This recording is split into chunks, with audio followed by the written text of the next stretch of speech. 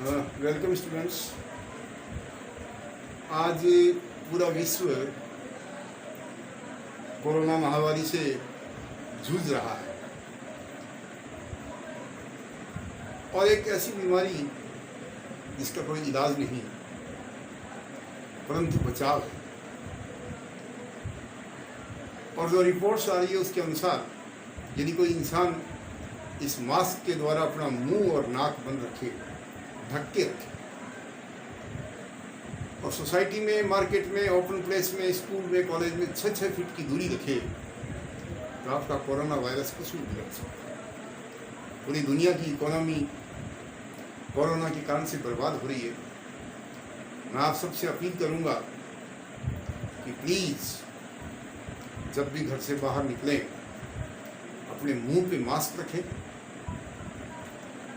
एक जेब में सैनिटाइजर की शीशी रखें, 6 फीट की सोशल डिस्टेंस रखें और साथ में दिन में 2 या 3 बार गर्म पानी का सेवन करें। बीमारी आपको नजदीक है।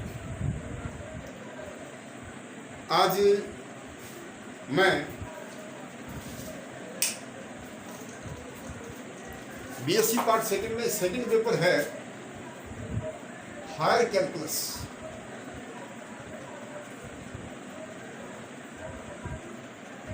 पेपर सेकंड, और इसमें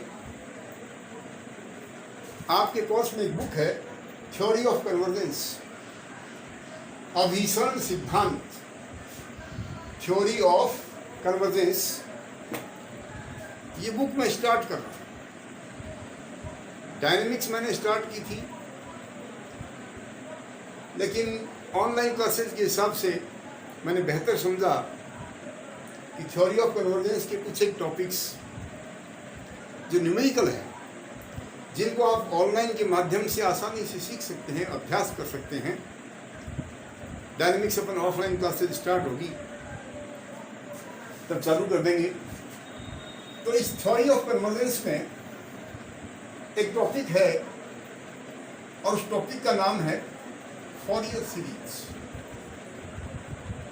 फॉरियर is name of A mathematician. उसके नाम पे एक सीरीज विकसित की गई। सबसे पहले अपन देखिए सीरीज क्या होती है। आप देखिए मैं एक सीरीज दिखाऊं। पहला पद है 3, अगला पद 5, 7, 9। अब हम आगे बता सकते हैं 9 के आगे 11 आएगा, उसके आगे 13 आएगा। नंबर ऑफ टर्म्स इसमें इनफाइनाइट है। इसको हम कहते हैं इनफाइनाइट सीरीज, अनंत श्रेणी। ये फर्स्ट टर्म है इसका, यदि इसको x1 से लिखें, सेकंड टर्म को x2 से लिखें, थर्ड को x3 से, x4, ऐसे n में पद को अपन xn से लिखें। ये एक सीरीज है जिसको अपन प्लस प्लस बीच में लगा दें तो इसको हम सिग्मा xn कहते हैं। n का मान 1 to infinite। सिग्मा से xn का मतलब है x1 plus x2 plus x3 plus x4 dot dot dot. x1 माने फर्स्ट टर्म, x2 माने second term, third term and so on. इसको कहते हैं इनफाइनाइट सीरीज, या शॉर्ट में इसको कहते हैं सीरीज। सीरीज का अर्थ समझ गए। अब उस सीरीज में भी आज अपन एक स्पेशल सीरीज पढ़ रहे हैं और उसका नाम है फॉरियर सीरीज। निश्चित रूप से इस सीरीज में भी कितने पद होंगे? अनंत पद होंगे। ये एक स्पेशल टाइप की सीरीज है। आप इसकी परिभाषा लिखें। लिखिए, a Fourier series is defined as follows. एक फॉरियर सीरीज को निम्न प्रकार से परिभाषित करते हैं। A Fourier series is defined as follows. Let f(x) be a periodic function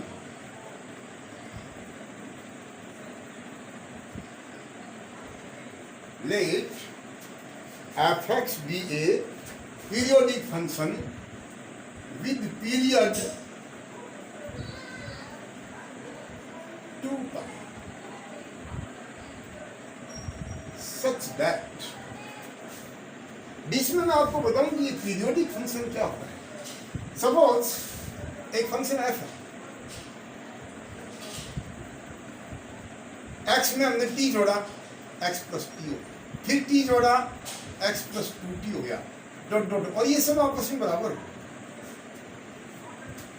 यदि कोई फंक्शन एफ एक्स इस प्रकार से हो कि f x equal to f x plus t, आप अलग से लिख लीजिए।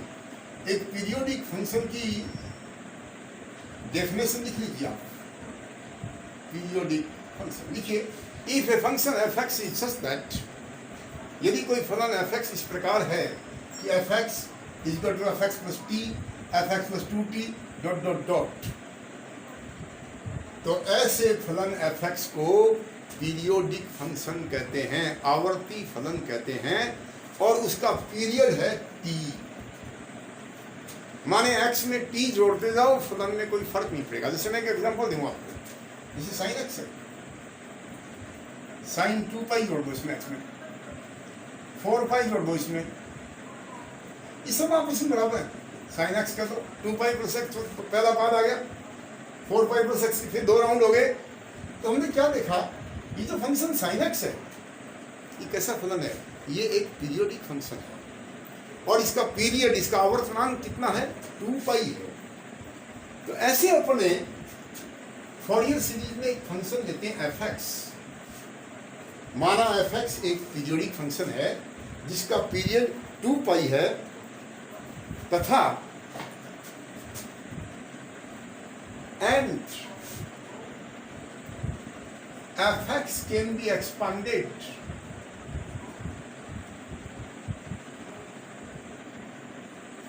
as, और इस fx का निम्न प्रकार से प्रसार किया जा सकता है।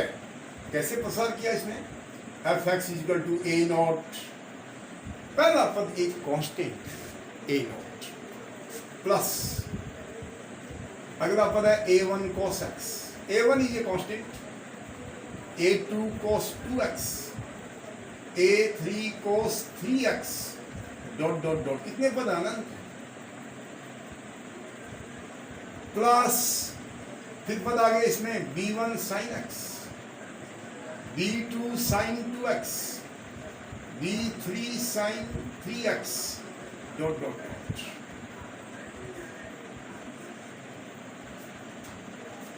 क्या लिखा आपने, माना एफ एक्स कोई पीरियोडिक फंक्शन है जिसका पीरियड 2 है, और इसका निम्न प्रकार से विस्तार किया जा सकता है।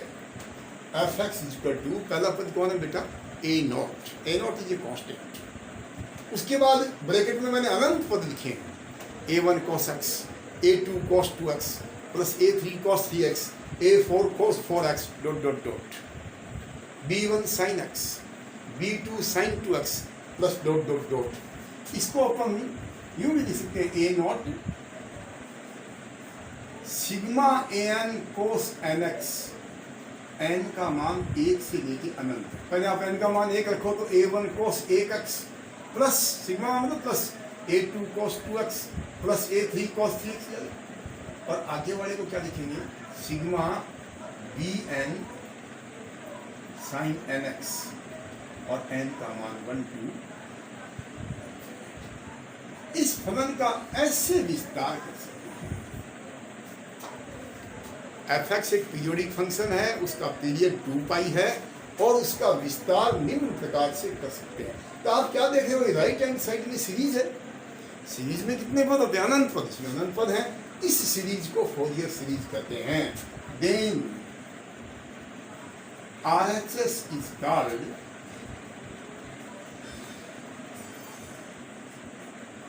Fourier series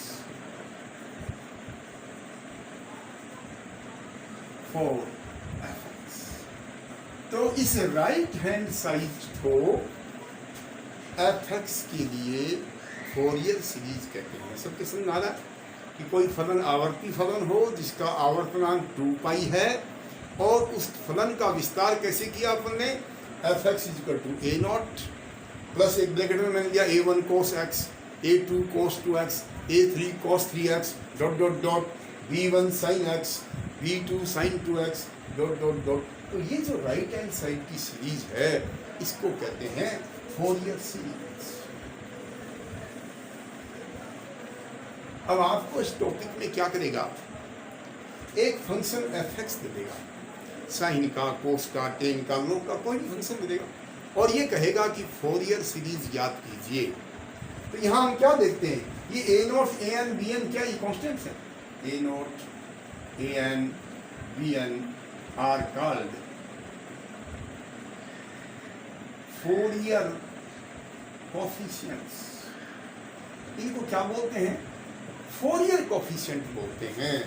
तो a नॉट का तो एक ही मान होगा, an के मान a1 a2 a3 ऐसे होंगे, b1 bn के मान b1 b2 b3 dot dot होंगे।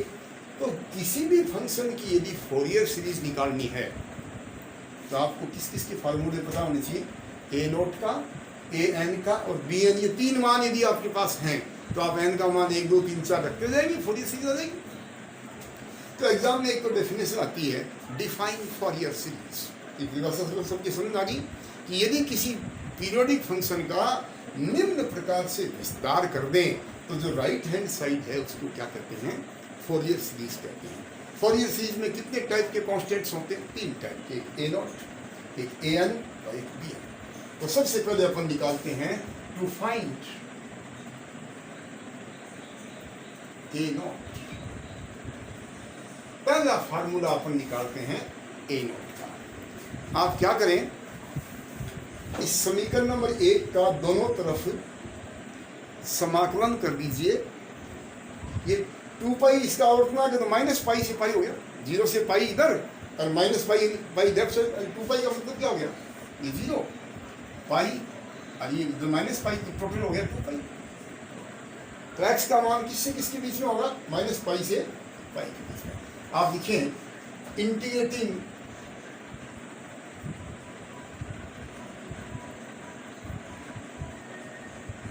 both sides of 1 with respect to x between minus pi to plus pi।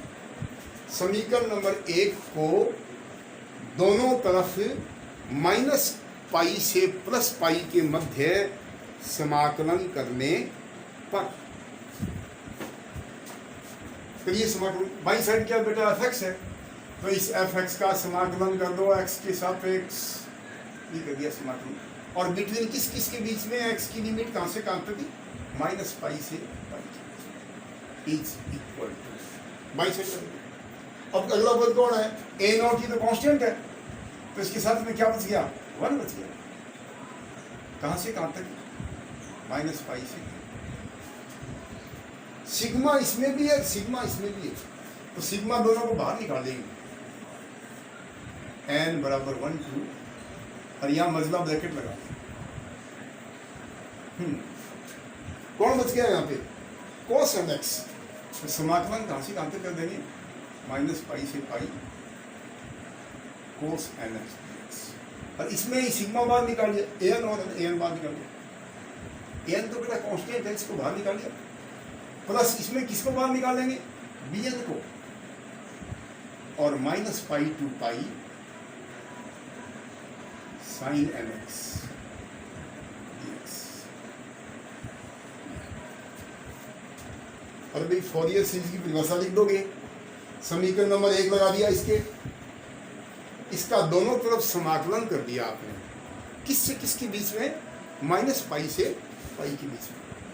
इसका भी समाकलन कर दिया, इसका भी कर दिया, इसका भी, तो 3 समाकलन हो गए, 1 2 3, ये कांस्टेंट बाहर निकाल दिए। तो ये क्या आ गया बेटा, माइनस पाई से पाई f(x) dx बराबर, ये a नॉट तो कांस्टेंट है, 1 का समाकलन क्या होता है, x, और इसकी लिमिट कहाँ से कहाँ तक, माइनस पाई से प्लस सिग्मा, हाँ बेटा an। याद रखना cos का समाकलन माइनस पाई से प्लस पाई के बीच में 0 होता है। आपको सब कैसा होता है, भाई कोस का समाकलन साइन होगा, साइन 180 का मान लीजिए और साइन माइनस 180 का मान लीजिए। ये इंटीग्रल कितना आ गया इंटू प्लस बी एन।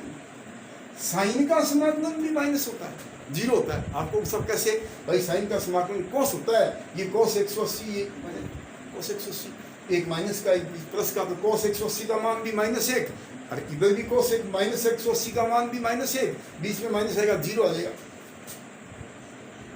आज एक नियम याद कर लो, कोस समथिंग एक्स और साइन समथिंग एक्स का समाकलन हो और लिमिट हो माइनस पाई से प्लस पाई, तो आपको समाकलन करना नहीं, उसका मान कितना होता है, जीरो होता है। ये याद कर लीजिए, माइनस पाई टू पाई, चाहे कोस एन एक्स हो, और माइनस पाई टू पाई चाहे साइन एन एक्स हो, दोनों का मान कितना होता है।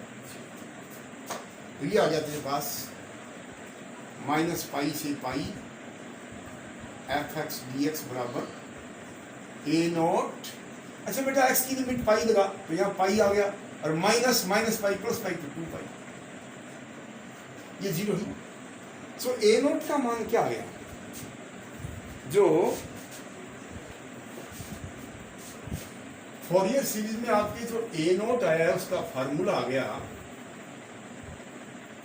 ए नॉट बराबर, ये 2 पाई बटे में दिया इधर 1/2 पाई और माइनस पाई से प्लस पाई एफ एक्स, ये मान आ गया ए। फॉरियर सीरीज में 3 कांस्टेंट होते हैं, ए नॉट, ए एन और बी एन। और परीक्षा में 6 नंबर का सवाल आता है कि फॉरियर सीरीज किसे कहते हैं, और ए नॉट, ए एन और बी एन के सूत्र स्थापित कीजिए, derive the formulas of A not, A N and B N. तो अभी हमने किसका निकाल दिया, क्या निकाला सबसे पहले, टू फाइंड ए नॉट। अब किसका मान निकालें बेटा, टू फाइंड ए एन। वो समीकरण मैंने मिटा दिया, ये समीकरण पहले हमने समीकरण नंबर 1 का समाकलन किया था सीधा सीधा। अब ऐसा करो, ए एन निकालने के लिए क्या करेंगे, ए एन के साथ में कोस एन एक्स है ना, समीकरण नंबर 1 को दोनों तरफ कोस एन एक्स से मल्टीप्लाई करो और फिर समाकलन करो। क्या लिखा मैंने, मल्टीप्लाइंग, गुना करने पर किसको, both sides of equation number 1 by cos N X. ये याद करने पड़ेंगे बेटा, समीकरण लिख दो, समीकरण नंबर 1 को दोनों तरफ कोस एन एक्स से गुणा करने पर व एंड इंटीग्रेटिंग, समाकलन करने पर किसके सापेक्ष, with respect to X, between minus pi to plus pi. समीकरण नंबर 1 को दोनों तरफ कोस एन एक्स से गुणा कर दो और फिर उसका समाकलन कर दो एक्स के सापेक्ष से, बिटवीन का मतलब लिमिट लेंगे माइनस पाई टू पाई। तो चलो मेरी कॉपी में समीकरण नंबर 1 की बाई साइड निकाल दिया, एफ एक्स थी, उस एफ एक्स को किससे गुणा किया भाई अपन ने, कोस एन एक्स से, और उसका कर दिया समाकलन dx मतलब x के सापेक्ष, और किससे किसके बीच में, माइनस पाई से। पिछली बार गुणा नहीं किया था अपन ने, ए नॉट निकाला तो सीधा एफ एक्स का समाकलन किया। अब की बार यहाँ भी कोस से गुणा कर दे, यहाँ भी कोस से गुणा कर दे, यहाँ भी कोस से गुणा कर दे, यहाँ भी कोस से गुणा कर दे। राइट साइड में क्या देगा, ए नॉट तो ही, साथ में 1 है, उसको कोस एन एक्स से गुणा करना है और फिर इसका समाकलन करना है माइनस पाई से। देखो पिछली बार गुणा नहीं किया था, 1 ही रखा, अब ये इसको कोस से गुणा करना। बस आगे चलो, सिग्मा बाहर निकाल लिया मैंने ब्रैकेट में, हाँ भाई कौन है, ए एन कांस्टेंट बाहर आ जाएगा, समाकलन में माइनस पाई से कोस, तो इसमें पहले से ही एक कोस से और गुणा किया तो क्या आ गया, cos square N X plus ऐसी बी एन है, समाकलन में माइनस पाई से एक साइन तो पहले है ही, और किससे गुणा कर दिया, कोस एन एक्स से। अरे बेटा जो ए नोट में अपन ने सीधा समाकलन किया था, अब के बाद भी समाकलन कर रहे हैं, और दोनों तरफ किससे गुणा कर रहे हैं, कोस एन एक्स से गुणा कर रहे हैं। सरल करो इसको। बाई साइड में क्या गया, समाकलन माइनस पाई से पाई एफ एक्स और into cos N X D X. अब आ जाए, ये समाकलन में अकेला कोस है, याद रखना अकेला कोस और अकेले साइन का माइनस पाई से पाई के बीच में इंटीग्रल भी मैंने दिखाया था नोट में, कितना होता है 0। ये कितना आ गया ए नोट इंटू प्लस ये आ गया ए एन। समाकलन में सिग्मा को छोड़ सकते हैं, समाकलन का मतलब भी जोड़ना ही होता है और सिग्मा का मतलब भी जोड़ना। ये कोस स्क्वायर एन एक्स आ गया, कितना आ गया कोस स्क्वायर एन एक्स। तो एक बात याद रखो कि माइनस पाई से पाई में समाकलन चाहे कोस स्क्वायर एन एक्स का करो और चाहे साइन स्क्वायर एन एक्स का समाकलन करो माइनस से पाई, इन दोनों का मान पाई होता है। ये समाकलन आपको डायरेक्ट लिखने हैं परीक्षा में, आपको साहब कैसे आए तो मैं बताऊं। कोस स्क्वायर को लिखना, कोस स्क्वायर एक्स को लिखते हैं 1 प्लस कोस 2x बटा 2 और फिर समाकलन कर देना, और साइन स्क्वायर को लिखते हैं 1 माइनस कोस 2x बटा 2 और फिर समाकलन कर देना, करके लिमिट लगाना, पाई आएगा। तो यहाँ फोरियर सीरीज में कोस स्क्वायर साइन स्क्वायर का समाकलन करना नहीं है आपको, याद रखिए कोस स्क्वायर का समाकलन माइनस पाई से पाई के बीच में कितना होता है पाई, और साइन स्क्वायर का भी पाई। तो ये कितना आ जाएगा ए एन इंटू पाई और प्लस बी एन इंटू, एक बात और याद रखो, एक साइन और एक कोस गुना में है और माइनस पाई से पाई लिमिट है, तो वो समाकलन भी 0 होता है। 4 चीज याद रखो, अकेले कोस का समाकलन 0 माइनस पाई से पाई के बीच में, अकेले साइन का समाकलन 0, एक साइन एक कोस गुना तो भी 0, और साइन स्क्वायर कोस स्क्वायर का समाकलन हो माइनस पाई से पाई के बीच में, तो आंसर आता है पाई। तो ये भी 0 आ गया। इस पाई का इधर भाग लगा दें तो बेटा दूसरा फार्मूला हो गया A N is equal to, पिछली बार 1/2 पाई था, अब ये बार पाई है तो पाई बटे में जाएगा 1 पाई और minus pi to pi F X cos N X. ये सूत्र निकल गया किसका, ए एन।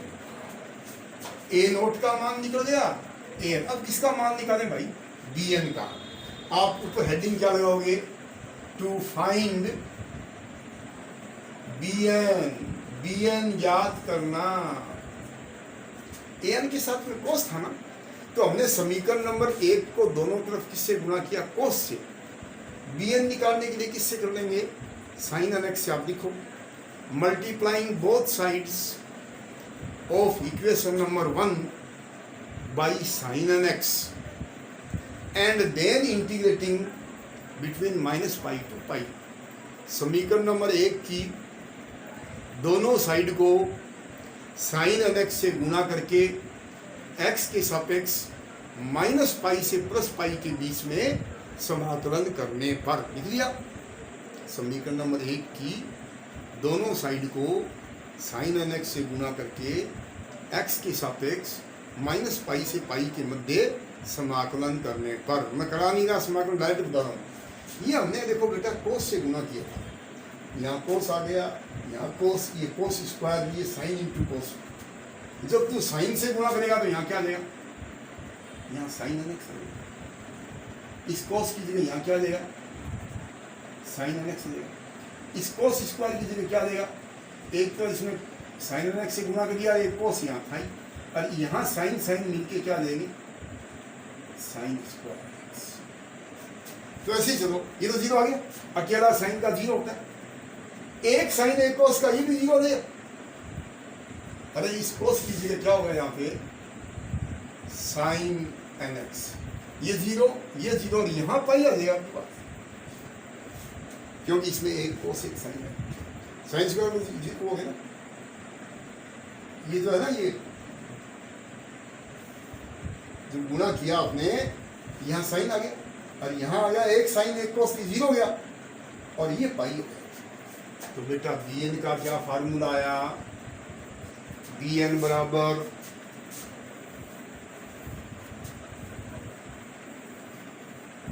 बी एन का क्या फार्मूला आ गया, 1/पाई और माइनस पाई से पाई एफ एक्स से, ये ए एन में कोस एन एक्स से गुणा किया था, इसमें किससे गुणा करेंगे, साइन एन एक्स।